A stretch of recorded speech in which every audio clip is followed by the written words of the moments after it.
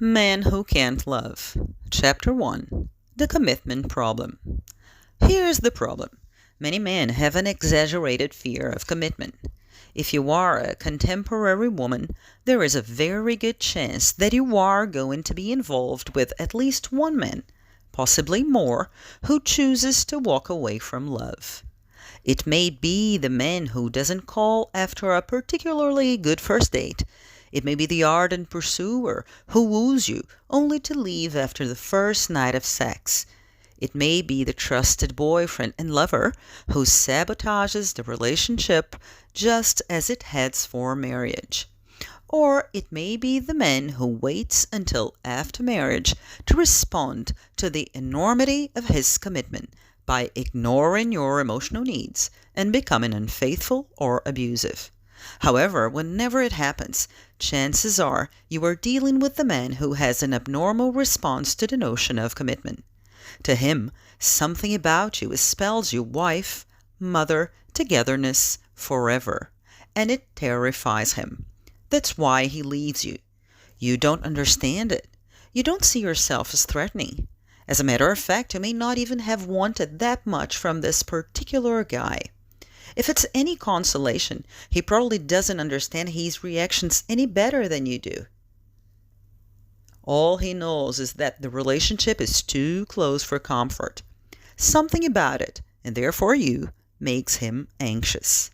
If his fear is strong enough, this man will ultimately sabotage, destroy, or run away from any solid, good relationship.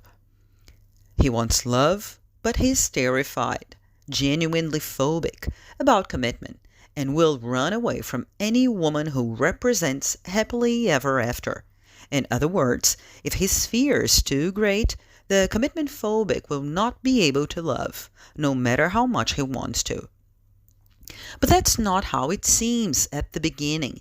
At the beginning of the relationship, when you look at him, you see a man who seems to need and want love. His blatant pursuit and touching displays of vulnerability convince you that it is safe for you to respond in kind.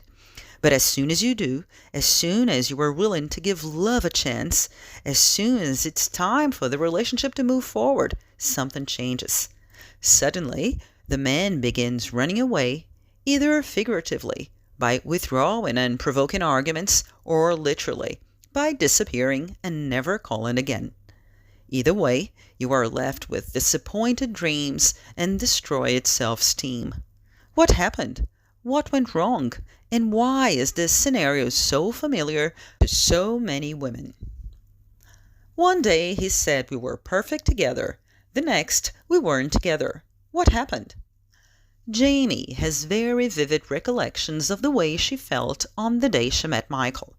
I had just turned 28, and although there wasn't a man in my life, I felt pretty pleased about everything else. I had just finished my first week at a brand new job, administrative assistant with a major ballet company. And I loved it because I love dance. I had a rent-controlled studio apartment with a bay window and just enough extra money in my wallet to treat myself to a mostly Mozart concert. After the concert, my ex-roommate had invited me to a party. I almost didn't go. Anyway, that's where I met Michael. I was wearing this long pink and white skirt with an over blouse, and he came up to me and said, "You look just like an ice cream cone." Jamie says that something about the directness of Michael's approach made her back off and avoid him for the rest of the evening. But when she got home, there was a message from him on her answering machine, asking if she would be free for brunch the following day. She decided to ignore it. It wasn't that Michael wasn't attractive. He was, but he wasn't her type. He was a little too youpy for her, too smooth, too comfortable with himself, to tell the truth, too arrogant. He called the next day when she was out doing her laundry and left another message. Before she had time to think about it, the phone rang. It was him. "Okay," he said. "How about dinner tonight?" When she said that she was busy, he suggested brunch on Sunday. She said she couldn't. Then, worried that she might have been rude, she started to make small talk. They ended up staying on the phone for 15 minutes. She doesn't remember what they talked about, except that it was funny, and she learned that he was a very highly paid advertising copywriter. I thought about it a lot during the week and wondered whether I had made a mistake in not going out with him. It wasn't as though I was surrounded by a good-looking man pleading to buy me dinner. I hadn't even had a date for at least 6 months. I decided that, as usual, I was being too picky, too choosy. That Friday I went to a movie with the friend who whined the whole time about where she and her boyfriend should spend their joint vacation. Saturday I stayed home, watched The Golden Girls, and felt sorry for myself. I have discovered that many women worry that they may be turning down their last chance at love. Jamie was no different, and when Michael called again the following Wednesday, she didn't say no, and they met for dinner. He surprised her by being very open about his life as well as interested in hearing about hers. His sensitivity was very touching. Until recently, Michael said, he had been seeing a woman who was more involved with her career and co-op conversion than she was with him. When he settled down, Michael said, he wanted a woman like Jamie, who had her priorities in order. She was pleased that he admired her priorities, but she wondered how he knew what they were. He said he realized it was time for him to think about getting a dog and a station wagon and a wife, not necessarily in that order. He said he knew that's what would give him the incentive to spend more time on creative writing and less on advertising. He told Jamie that he thought it was charming that she used it to write music. Maybe if it works out between us, we'll end up in a big Victorian house in the suburbs. I can write the great American novel in the library. You can play our grand piano in the living room. Jamie didn't bother telling him that her interest was in hard rock, but she was charmed by the thought. When Michael said good night, he asked me if I liked the beach. Well, I love the beach, so we made a date for Sunday. He was so attentive that day. He put suntan lotion on my shoulders, took me out beyond the breakers, and made sure I could handle all the waves. I'm from the Midwest, and I'm not used to the ocean. Afterward, we went to a small offbeat restaurant, frequented by locals. He said it had great clam sauce, and it did. It had tables near the water, and I loved it. Michael was so totally attentive, it made me self-conscious. He even buttered my bread for me. He played with my hair, kissed my neck when nobody was looking, and made me feel totally irresistible. It goes without saying that when they got back to her apartment, he wanted to stay the night. But Jamie resisted, even when Michael argued that they had spent so much time together in one day and had said so much that it was as if they had been dating for more than a month. But Jamie still didn't believe that he was as interested in her as he said he was. She didn't think she was really his type. He had to go out of town briefly that week, but he called her from his hotel room every night, talking for hours. She thinks that's when she began to trust his pursuit. He made a date for Friday night. By the time dinner was finished, it was apparent that he was coming home with her, and that's where they stayed until Sunday morning. There is no question in my mind. I started being seriously interested in Michael because he seemed seriously interested in me. I was overwhelmed by the level of emotional intimacy he gave and expected, and I liked it. It made me feel safe and secure. I think when it ended, that was what I missed. I definitely wasn't as swept away by the sex as Michael seemed to be. He was just more continuously passionate than me, but I certainly didn't let him know that. How could I? He kept saying, "You're perfect. I can't get over how perfect we are together." Besides, I was falling in love, and I assumed that once my body and my emotions connected, everything would be just fine. He must have told me about everything in his life, from his relationships with his best friends to his problems with his father and his dissatisfactions at work. I didn't realize it at that time, but I was beginning to be the expert on Michael's life. By the time their relationship was over, I think I knew and remembered more about his life than he did. When he left that Sunday night, I thought it was the beginning of something real. He didn't call me every night as he had the week before. Instead, he called me every day at work, a subtle shift, and not one I actually paid much attention to. Once again, he said he couldn't see me during the week. He had business and previous plans and a millions and one things to do. But once again, he arrived on Friday, and once again we crawled into bed, ate Chinese food out of containers, and he talked to himself silly. Saturday night, we watched a movie on TV, and someplace in the middle of it, I got up to get him a Coke. When I handed it to him, he looked at me very intently and said, "I'm falling in love with you." By the time we went to sleep, he was braver about the whole thing. He said, "I love you." He seemed to like me so much that it outweighed any reservations I might have had. I remember thinking that maybe I was finally mature enough to appreciate a man who genuinely liked me. At that moment, I felt very fortunate to be loved, and I was prepared to love him, to do whatever I could to make him happy, and to get on with the business of living. I was wondering if he would get along with my friends, and if I would get along with his parents. I guess I was naive, but to me, love means that marriage is being thought about. Love goes with marriage, love and marriage. It didn't occur to me that it wasn't connected. I was thinking about the future. It didn't even occur to me that the relationship was already on a downhill path. Then Sunday morning, he got up and said he had to leave because his roommates were having some people over for brunch and he had to be there. I wondered why he didn't ask me to come with him, but I didn't want to overreact. I also didn't want to be the demanding or nagging. I wanted a relationship built on mutual trust and respect. You have to understand, though, that it made me feel bad. It's amazing. We went out together for 5 months, and I never did get to meet his roommates. On this weekend, Michael established the pattern that was to continue for the next couple of months. He would call Jamie every day at work and make a date for the weekend. He would arrive on Friday night, and they would spend most of the weekend hanging out and making love.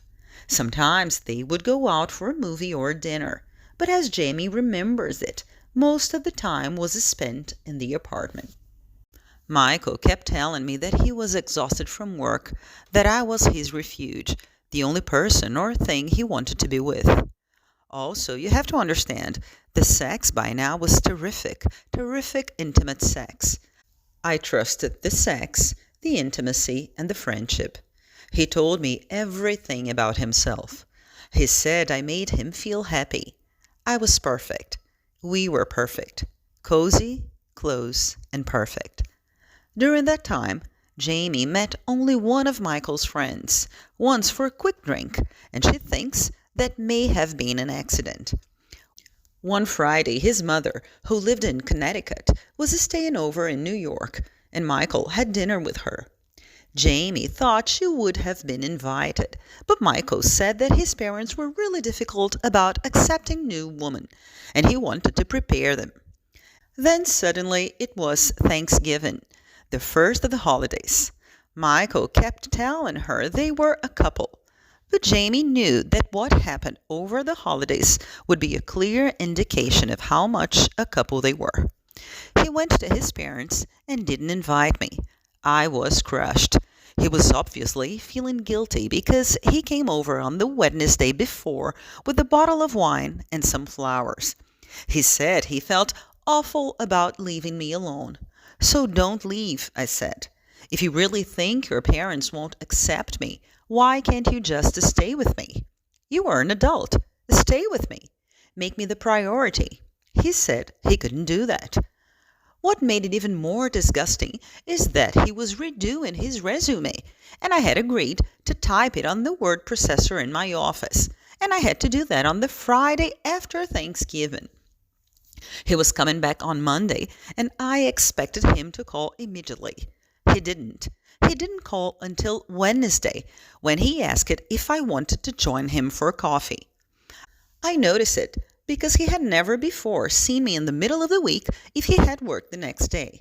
I thought it might indicate that he had thought about the relationship and was prepared to give it more time. He came over to my apartment, picked up his resume, and we ended up in bed. He said he had to go home to sleep because he didn't have clothes. At the door he said, "I love you." He didn't say anything about the weekend, neither did I. I just took it for granted, but I was getting concerned. I planned to confront him when I saw him, but when we had more time to talk it out. Friday rolled out, and he didn't call to make plans.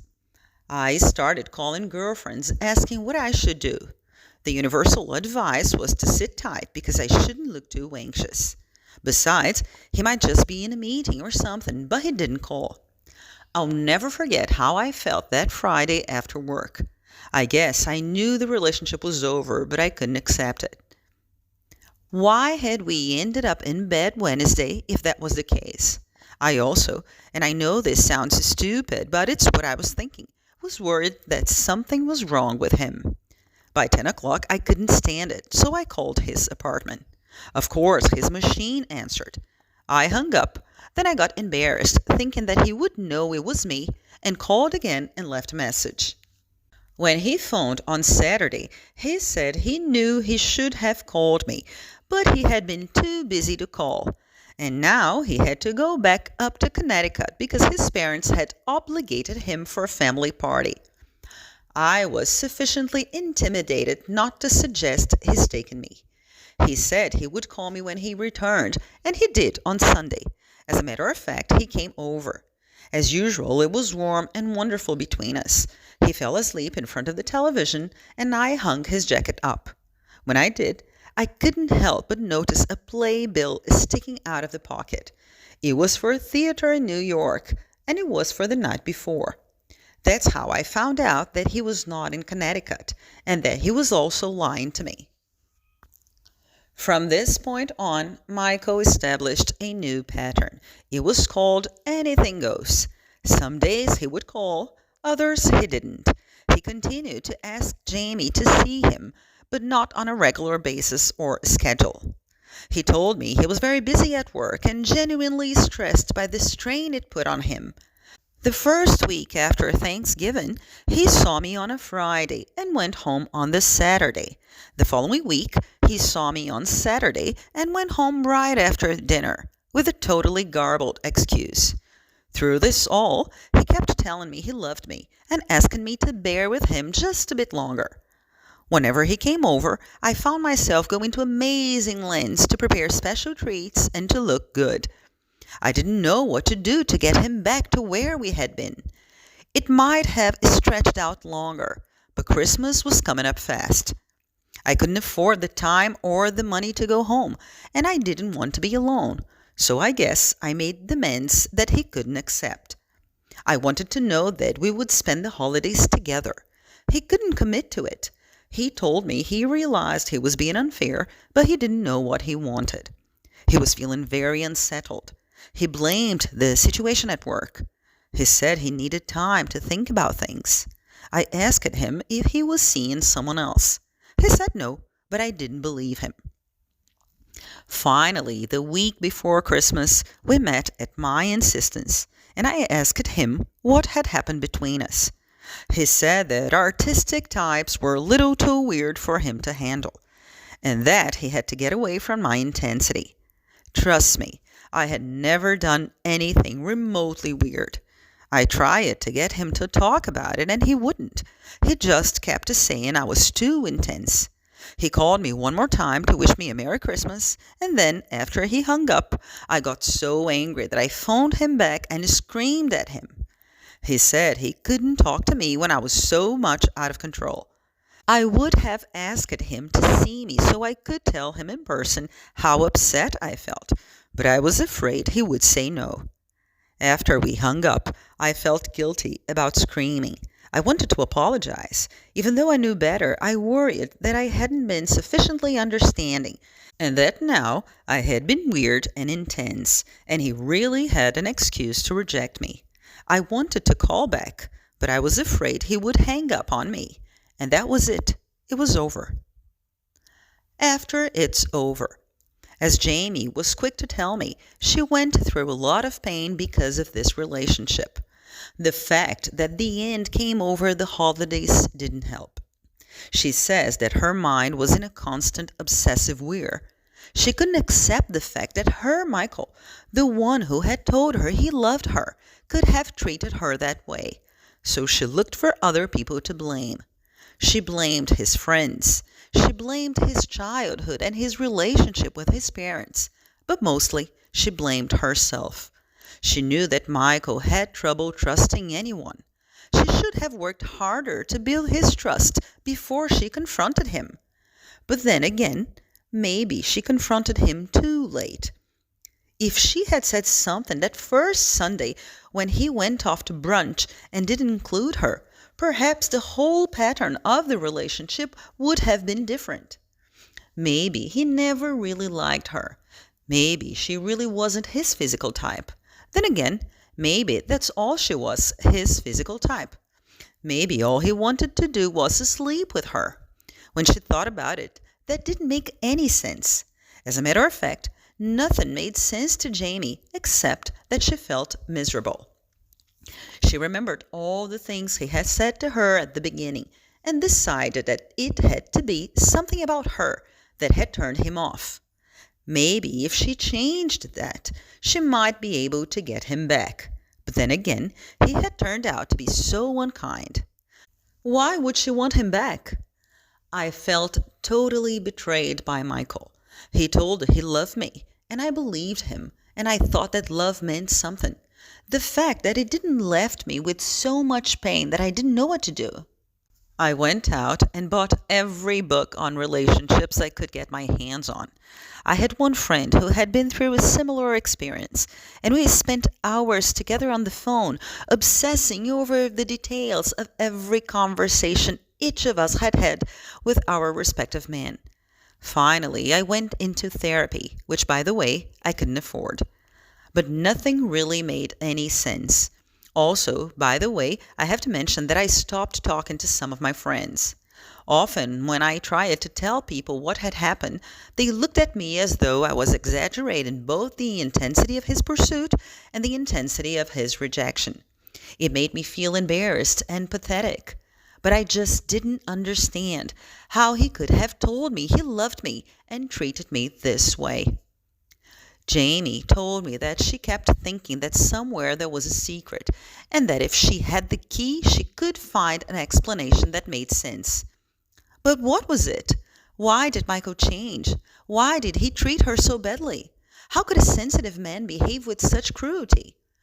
How could a man who seemed to like her so much change so totally toward her? What happened? What went wrong? Why did it end? Why did he run away from love?